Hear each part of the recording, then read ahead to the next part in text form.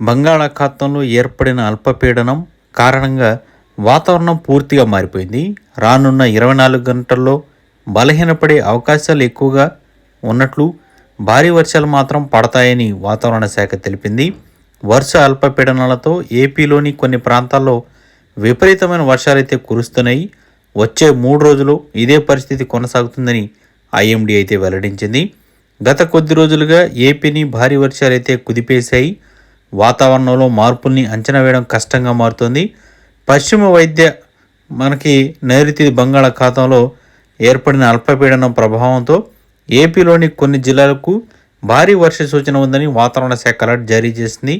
ఇప్పటికే కొన్ని ప్రాంతాల్లో నిన్నటి నుంచి భారీ వర్షాలు కురుస్తూ ఉన్నాయి. రానున్న 24 గంటల్లో ఉత్తరాంధ్రలోను, దక్షిణ కోస్తాలో కొన్ని ప్రాంతాల్లో భారీ వర్షాలు పడనున్నాయి. గత 24 గంటల్లో పార్వతీపురం మన్యం, విజయనగరం, బొబ్బిలి, విశాఖపట్నం ప్రాంతాల్లో వర్షపాతం అయితే నమోదైంది.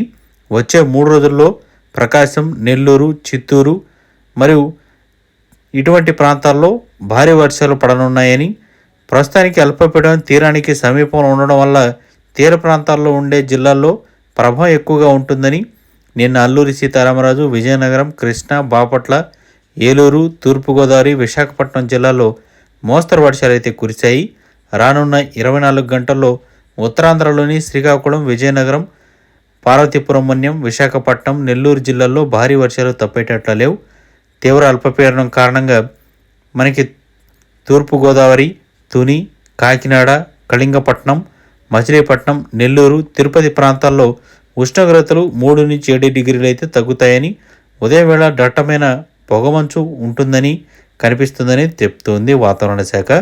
అయితే తెలంగాణ రాష్ట్ర వ్యాప్తంగా మరి ఏపీ రాష్ట్ర వ్యాప్తంగా ఈ వర్షాల ప్రభావం చేత మనకి చలి తీవ్రత అనేది కూడా భారీగా పెరుగుతుందని, చలి మనకి ఎక్కువగా ఉంటుందని కూడా పేర్కొంటూ ఉన్నారు.